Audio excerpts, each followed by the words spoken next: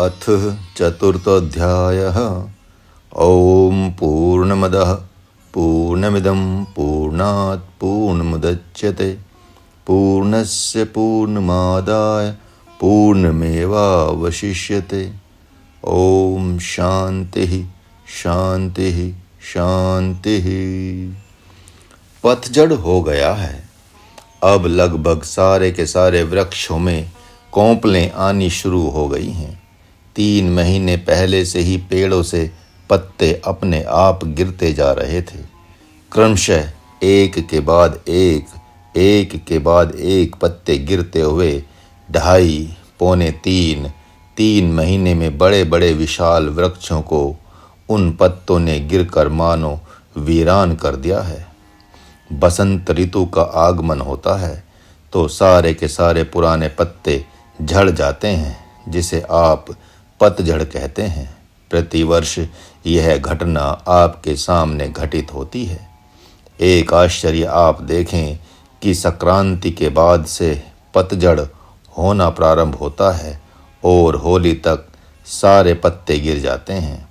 पेड़ एकदम ठूंठ लगने लगता है। लेकिन एक ऐसी पहेली है जिसे सुनकर आपको आश्चर्य होगा कि 2.5 महीना, पौने 3 महीना पहले जिस टहनी से, जिस डाली से पत्ता गिरा है, उसमें भी आज ही कोंपले आएंगी।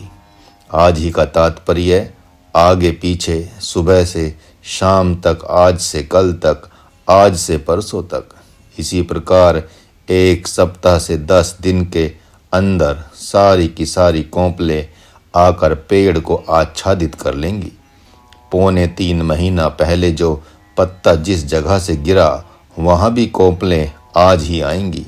2 महीना, 2.5 महीना पहले जहाँ से पत्ता गिरा वहाँ पर भी कोंपले आज ही आएंगी, तथा 10 दिन पहले जहाँ से पत्ता स्थान छोड़ चुका था उस जगह में भी कोंपले आज ही आएंगी। इस प्राकृतिक घटना पर आप सब ने गंभीरता से ध्यान नहीं दिया होगा। प्रभु ने मौन हुए महात्मा अर्जुन के माध्यम से तथा मौन हुई इस प्रकृति के माध्यम से, फिर इस दिव्य घटना से हम सबको पुरातन योग का संदेश रूप उपदेश दिया है।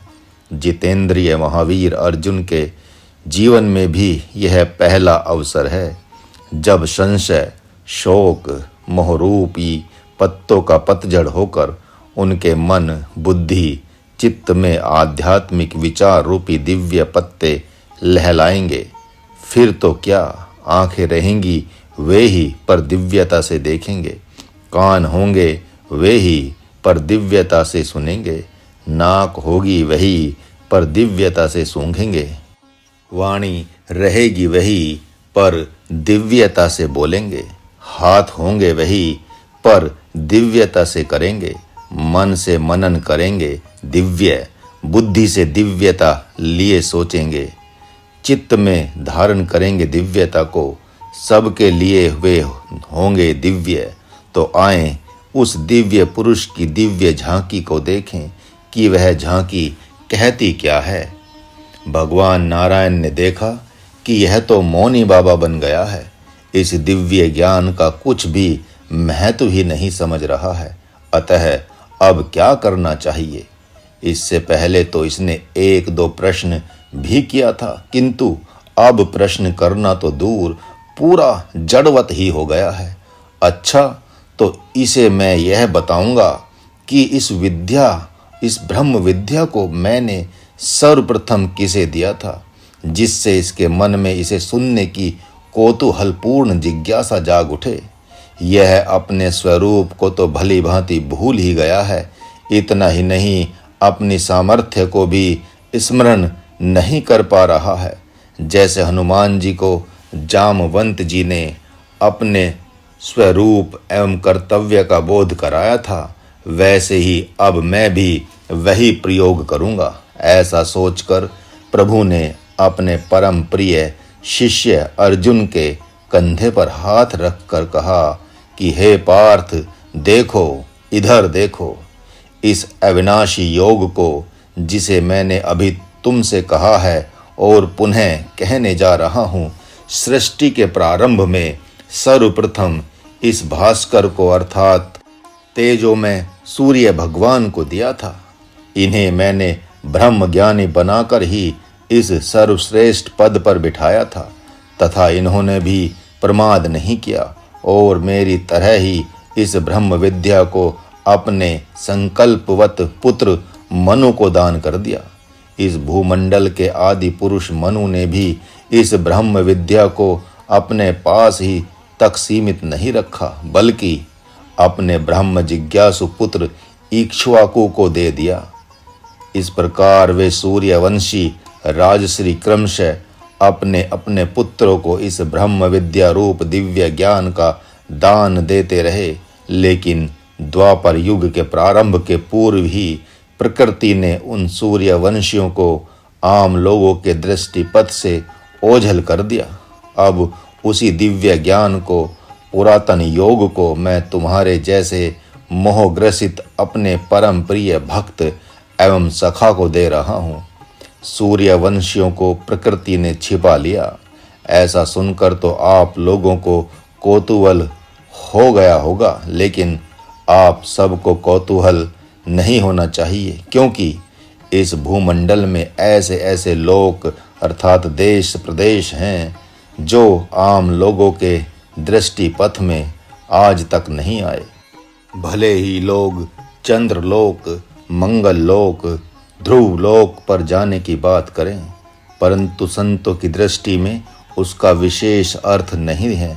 द्वारिका एवं लंका आज भी हैं, किंतु संतों एवं सिद्धों को छोड़कर कोई आज तक उन लोकों को देख नहीं पाया है। लोग कहते हैं द्वारिका डूब गई, जबकि ऐसा नहीं है। डूब जाने का तात्पर्य होता है आंखों से ओझल हो जाना। एक जादूगर भी अपनी दृष्टि को स्तंभित कर देता है, जिसे आप नज़रबंद करना कहते हैं। उस समय पदार्थ रहता है, अभिष्ट दृश्य भी रहता है, लेकिन दिखाई नहीं पड़ता। वैसे ही द्वारिका, लंका और अन्यान्य तेजोमय लोकों के विषय में भी जानना चाहिए। भगवान यहाँ संकेत कर रहे हैं, सूर्यवंशियों के प्रकाश में नहीं रहने के कारण से यह ब्रह्म विद्या गृहस्थ आश्रम से प्राय लुप्त सी हो गई। अतः क्यों न इस चंद्रवंशी अर्जुन को इसे दे दिया जाए, जिससे कि पुनः यह पुरातन योग गृहस्थ आश्रम में प्रकट हो जाए। इस न्याय से संतों की दृष्टि में आप सब चंद्रवंशी हैं। चंद्रवंशी सकामी होते हैं, अर्थात स्वर्ग की कामना वाले होते हैं, तथा जो ब्रह्म को चाहते हैं वे सूर्यवंशी होते हैं। त्रेता युग तक ब्रह्म की चाहना वाले ही विशेष हुआ करते थे, किंतु द्वापर प्रारंभ होते ही स्वर्ग चाहने वालों की संख्या विशेष हो जाती है। स्वर्ग मिले, राजपद मिले, चाहे पुत्र भले ही अपने पिता उग्रसेन का वध करे अथवा कारागार में डाल दे, आप सभी उन्हीं चंद्रवंशियों के अंश होने से सकामी हैं। आज ऐसा कौन पुत्र होगा जो चाहता होगा कि मेरे माता पिता मेरे साथ रहें? ऐसी कौन बहू होगी जो चाहती होगी कि सास ससुर मेरे साथ रहें? ऐसा कौन भाई होगा जो चाहता होगा कि मेरे सब भाई मेरे साथ रहें? अब तो कुछ माता पिता भी सोचने लगे हैं कि अपनी डफली अपना राग गाओ, चाहे लगे बेराग। कोई एक दो पिता होंगे, कोई एक दो माँ होंगी, कोई एक दो पुत्र पुत्री होंगे, कोई एक दो बहू होंगी जो सनातन योग से चलना चाहती हो। इसलिए महाराज कह रहा है कि आप सब चंद्रवंशी हैं। यह तो भगवान की महती कृपा है कि जिन्होंने अर्जुन के माध्यम से इस ब्रह्म विद्या को गृहस्थ आश्रम में दे दिया, जिसके चलते आप सूर्यवंशी हो गए। यह वही ब्रह्म विद्या है जो आप सबके हाथों में श्रीमद् भगवद गीता नाम से विख्यात है। जिस ब्रह्म विद्या को महाराज ने सन 1975 में अपने गुरुदेव से प्राप्त किया था, अब उसी ब्रह्म विद्या को महाराज चाहता है कि आप सब भी महाराज के माध्यम से प्राप्त करके इसे आत्मसात करें। मात्र 700 मंत्रों के द्वारा इस ब्रह्म विद्या को दे दिया गया है। इतना तो आप जान ही लें कि इन्हीं 700 मंत्रों में आपका जीवन समाया हुआ है। आपकी सकामता निष्कामता बन जाए, आपका ज्ञान परम ज्ञान बन जाए, यह ऐसा ही पुरातन योग है। संतों के पास सिमट कर रह जाने वाली यह ब्रह्म विद्या गृहस्थ आश्रम में जाने में मानो कतराती थी। अतः संतों एवं भक्तों के आवाहन करने से भगवान नारायण ने गृहस्थ आश्रम में ही अवतार लेकर गृहस्थों को भी इसका अधिकारी बना दिया है। तो फिर आप इस गोपनीय विद्या को मुझे क्यों दे रहे हैं? मेरे में क्या आपने ऐसी विशेषता देखी जो मुझे आप दे रहे हैं? मैंने तो इस आध्यात्मिक विद्या की मांग भी नहीं की है। शांति की मांग तो की है, लेकिन यह तो मैं नहीं समझ पाया कि शांति के बदले आप ब्रह्म ज्ञान ही देने लगेंगे। मैंने तो सोचा था कि धर्म अधर्म की, कर्म अकर्म की, स्वर्ग नरक की पहेली को बुझा देंगे, बता देंगे कि मैं गलत हूँ कैसे, जबकि शास्त्र की ही बात की है मैंने। ज्ञान दे देंगे कुछ और भी शांति मिल जाएगी। लेकिन अब तो मुझे वह विद्या आप देने जा रहे हैं जिसे सप्त ऋषियों में एक कहे जाने वाले भगवान सूर्य को, विश्व रूप भगवान की कही जाने वाली आँख भगवान भास्कर को आपने दिया था। फिर ऐसे महत्व की मेरे में क्या बात है? ऐसी विशिष्टता मेरे में क्या देखी आपने जो इसे आप मुझे दे रहे हैं? महात्मा अर्जुन के द्वारा ऐसी प्रार्थना को सुनकर भगवान मानो कह रहे हों कि ये भगवान भास्कर महातेजस्वी हैं, महादाता हैं, महातपस्वी हैं, जो सदा सर्वदा तप में लगे रहते हैं। वैसे ही तुम भी महातेजस्वी, महातपी, महायोगी, महादाता एवं परम प्रिय भक्त हो। तुमने निद्रा जैसे सुख का त्याग करके गुडाकेश नाम पाया है। तुम्हारे घोर तप से भगवान शंकर प्रसन्न हो चुके हैं। अग्नि, वरुण, इंद्र आदि ने भी तुम्हारे घोर तप एवं त्याग को देखकर वरदान दे रखा है। उन्हीं की प्रसन्नता के कारण तुम्हारे दिव्य व्यवहार को देखकर आज मेरा हृदय तुम्हारे पर आह्लादित हो चुका है। मैं तुम्हारे पर अति प्रसन्न हूँ। अतः यही कारण है कि यह भगवान सूर्य को दिया हुआ पुरातन योग अब तुम्हें दे रहा हूँ। ऐसा कहने से स्पष्ट होता है कि भगवान चाहते हैं कि अर्जुन में इस ब्रह्म विद्या के प्रति उत्सुकता बढ़े, कौतूहल बढ़े, आश्चर्य हो, जिज्ञासा हो।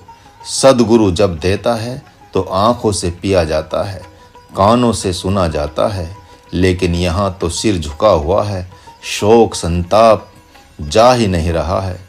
सारे ऋषि महर्षि अंतरिक्ष से इस दिव्य संवाद को सुनकर आश्चर्य हैं ऐसा कहते हुए साधुवाद दे रहे हैं। इतना ही नहीं, धृतराष्ट्र जैसे मोह से ग्रसित पुरुष को भी यह कैसा दिव्य संवाद है संजय, ऐसा कहते पाया जा रहा है। किंतु महात्मा अर्जुन का आह्लादित होना तो दूर, बल्कि हे प्रभु, सुनने में अति प्रीति हो रही है। ऐसा वाक्य भी उनके मुख से नहीं निकल रहा है। केचुल से लिपटा हुआ सर्प चलने में जैसे असमर्थ होता है, वही कहानी इनके साथ भी हो रही है। ये महातपस्वी अर्जुन, जिन्होंने सदा सर्वदा धर्म का ही पालन किया, स्वप्न में भी कोई अनैतिक काम नहीं किया है, कभी भी अपने से पूज्य जनों का, गुरुजनों का तथा अपनी प्रजा का अनादर नहीं किया है। अपने सामान्य कुल धर्म को सामने खड़ा देख उसका भेदन नहीं कर पा रहे हैं। भगवान तो भी प्रसन्न हैं और वे अर्जुन अति दुखी हैं। यह पतझड़ कह रहा है कि यह आपका शरीर भी एक पुरातन दिव्य वृक्ष है, जिसमें काम, क्रोध, राग, द्वेष, संशय, शोक, मोह रूपी पत्ते लगे हुए हैं। जब तक ये पत्ते नहीं गिरते हैं तब तक न नए पत्ते आते हैं और न ही आध्यात्मिक फल लगता है। इन सारे पत्तों का जन्मदाता स्थूल रूप से अज्ञान ही है। जैसे शरीर में अन्न जाता है तो नींद आती है, नींद के उपरांत रजोगुण आता है, रजोगुण के उपरांत उत्पात मच जाता है। उसी प्रकार अज्ञान का भोजन करने से जीव वृत्ति प्रकट हो जाती है। एक तरफ महात्मा अर्जुन हैं तो दूसरी तरफ आप सब हैं। भगवान उत्साहित हैं, लेकिन महात्मा अर्जुन हतोत्साहित हैं, क्योंकि वे प्रमाद के कारण से मोह से आच्छादित हैं। वैसे ही आप सब भी प्रमादी हो गए हैं, मोह माया से आच्छादित हो गए हैं। उनके पास तो सुनने की स्वाभाविक आत्म जिज्ञासा नहीं है, किंतु आपके पास तो जिज्ञासा है। आप तो मोह माया को छोड़ना चाहते हैं। अब महात्मा अर्जुन में और आप में कोई अंतर नहीं है। महाराज को मन ही मन हंसी आ रही है। संभव है आप ऐसा कहेंगे कि कहीं ऐसा न हो कि महाराज ने माता पिता, भाई बांधवों एवं स्वजनों को छोड़ने की बात कही है। यदि आप ऐसा सोचते हैं तो इससे सिद्ध होता है कि कहीं न कहीं आपको उनमें आसक्ति अवश्य है। भक्त अर्जुन की भी यही दुर्दशा हो रही है। धृतराष्ट्र की चेतना आ जा रही है। एक तरफ उनका पुत्र दुर्योधन है, जिसकी तरफ वे देख रहे हैं, तो दूसरी तरफ दिव्य संवाद है जिसे वे सुन रहे हैं। देख रहे हैं जीव को, सुन रहे हैं भगवान की। प्राय महाराज कहा करता है कि मातृ भक्त प्रमादी नहीं होता, पितृ भक्त प्रमादी नहीं होता। ऐसे मातृ पितृ एवं गुरु भक्त को संजय, शोक एवं मोह नहीं होता। जिन्होंने अतिथि को भगवान शंकर का रूप समझकर स्वागत किया है, उन्हें प्रमाद नहीं होता। दरवाजे पर आए हुए भिखारी का कभी अपना अपमान नहीं किया है जिसने, उसे प्रमाद नहीं होता। तो फिर महाराज का अनुभव यहाँ गलत क्यों हो रहा है? जितेंद्रिय अर्जुन तो मातृ पितृ भक्त, गुरु भक्त, अतिथि भक्त, भिखारी भक्त और प्रजा भक्त भी हैं। फिर उन्हें प्रमाद क्यों हो गया? अरे आप जानते ही हैं कि महात्मा भरत तो जागते ही रहे, लेकिन अपने सौत के पुत्र को अपनी आत्मा समझने वाली, अपनी जीवन समझने वाली माँ कैकेयी को प्रमाद हो गया। और वह प्रमाद भी ऐसा कि उसने ब्रह्म का परित्याग कर दिया। लेकिन जागने वाले महात्मा भरत ने कैकेयी का ही त्याग कर दिया और ब्रह्म को पकड़ लिया। जो सोता है वह ब्रह्म का त्याग करता है, जो जागता है वह अपनी विषयी माता पिता एवं स्वजनों का त्याग करता है। नहीं, महाराज का अनुभव गलत नहीं है, क्योंकि अर्जुन ने सबको पकड़कर भगवान को छोड़ दिया, इसी से प्रमाद हो गया। सबकी भक्ति करने वाले अर्जुन भगवान के सामने आने पर भी सबकी भक्ति ही करते रह गए, इसीलिए प्रमाद हो गया। इस भाष्य को पढ़ते समय यदि आपको प्रमाद हो तो जान लेना कि आप या तो सद्गुरु को जीव मान रहे हैं या तो स्वजनों में अज्ञानियों जैसे आसक्त हैं। तो चलें अब आगे बढ़ें, अपने प्रमाद को छोड़ें। बसंत ऋतु का आगमन होता है, सारे पेड़ों के पत्ते गिर जाते हैं, पुनः नए पत्तों के आने के उपरांत फूल खिलाते हैं, फिर फल लग जाते हैं। इसी प्रकार से सारे वृक्ष कहते हैं कि प्रतिवर्ष हम आपको फल देते हैं, किंतु आप किसको क्या देते हैं? आप में तो ज्ञान, ध्यान, विज्ञान का फूल लगता ही नहीं, तो फिर ब्रह्म फल लगे कहाँ से? भक्ति और ज्ञान फल है, उसके पहले सभी साधन फूल हैं। ये सब पेड़ ज्ञान दे रहे हैं कि प्रकृति हमारे पत्तों को धीरे धीरे छीनती है, और एक दिन ऐसा आता है कि पता भी नहीं चलता कि हम में पत्ते भी थे और हम ठूंठ से प्रतीत होते हैं। तो भी हम घबराते नहीं, क्योंकि यही हमारे फूल एवं फल की तैयारी है। इसी प्रकार भगवान आपके विचार रूपी पत्तों को धीरे धीरे छीनते हैं। आपका तामसी मन छीनते हैं, आपकी तामसी बुद्धि छीनते हैं, आपके तामसी विचार को छीनते हैं, अर्थात सकामी मन, सकामी बुद्धि आदि छीन लेते हैं। क्योंकि ये ही पत्ते हैं, इतना ही नहीं बल्कि देव पूजा से प्राप्त होने वाले स्वजनों एवं बाल बच्चों को छीन लेते हैं। भले ही आप भयभीत हों, लेकिन वे देव संपत्ति इसलिए छीनते हैं क्योंकि उन्हें अपने आप को देना है, अपनी संपत्ति को देना है, अपने ऐश्वर्य को देना है आपके लिए। उन्होंने रावण से देव संपत्ति छीनी तो ब्रह्मा जी देखते रह गए, भगवान शंकर देखते रह गए और बड़े आदर मान सम्मान के साथ महात्मा विभीषण की झोली में डाल दी। एक से छीनना और दूसरे को देना ही उनका काम है, लेकिन आपसे महाराज कहता है कि माया को देना और ब्रह्म को लेना, अर्थात आप अपने में मैं और तू को दे दें तथा ब्रह्म ज्ञान को ले लें। यही पुरातन योग है।